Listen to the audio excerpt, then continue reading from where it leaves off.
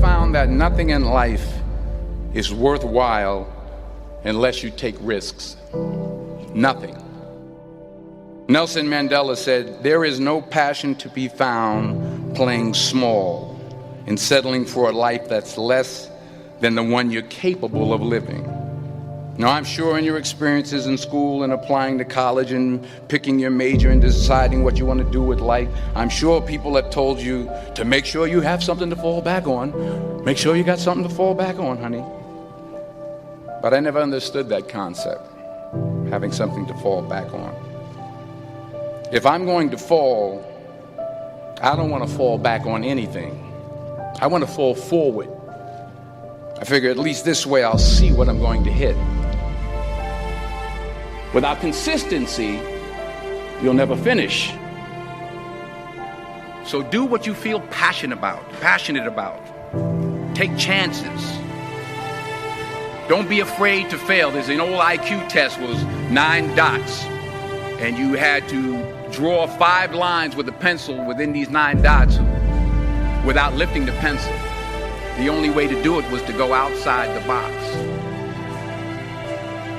Don't be afraid to think outside the box. Don't be afraid to fail big, to dream big. But remember, dreams without goals are just dreams. Reggie Jackson struck out 2,600 times in his career, the most in the history of baseball. But you don't hear about the strikeouts. People remember the home runs. Fall forward. Thomas Edison conducted 1,000 failed experiments. Did you know that? I didn't know that. Because the 1,001st was the light bulb. Fall forward. Every failed experiment is one step closer to success.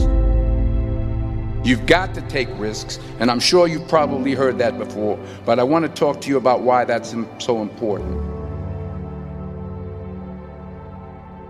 You will fail at some point in your life. Accept it. You will lose. You will embarrass yourself.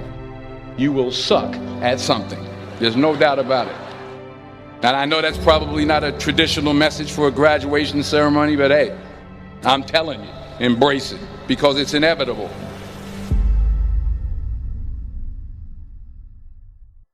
In the acting business, you fail all the time. Early on in my career, I auditioned for a part in a Broadway musical. Perfect role for me, I thought, except for the fact that I can't sing.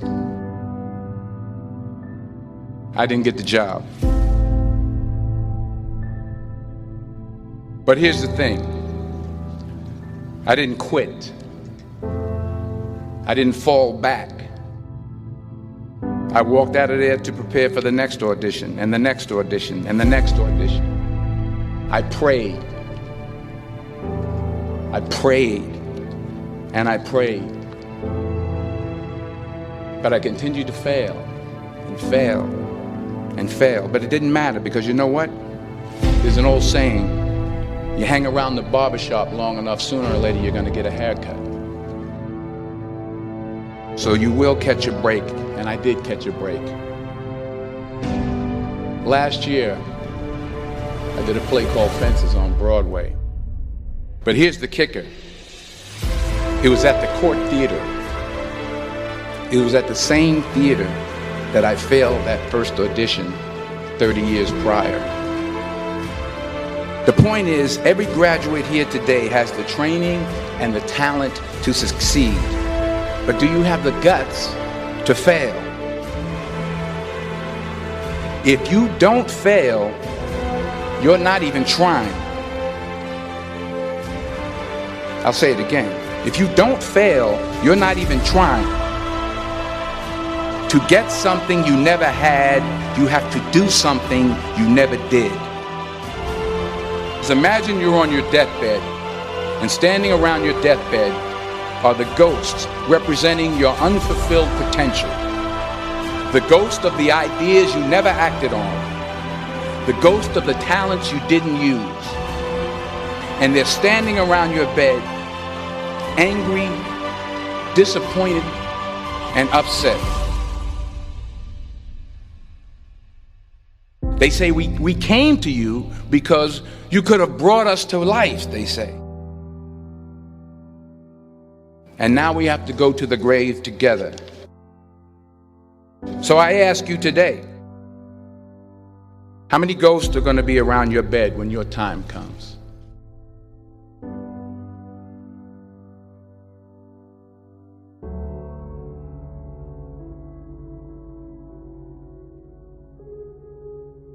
I just got back from South Africa. It's a beautiful country, but there are places there with terrible poverty that need help. And Africa is just the tip of the iceberg. The Middle East needs your help. Japan needs your help. Alabama needs your help. Tennessee needs your help. Louisiana needs your help. Philadelphia needs your help. The world needs a lot, and we need it from you. We really do. We need it from you young people. I mean, I'm not speaking for the rest of us up here, but I know I'm getting a little grayer.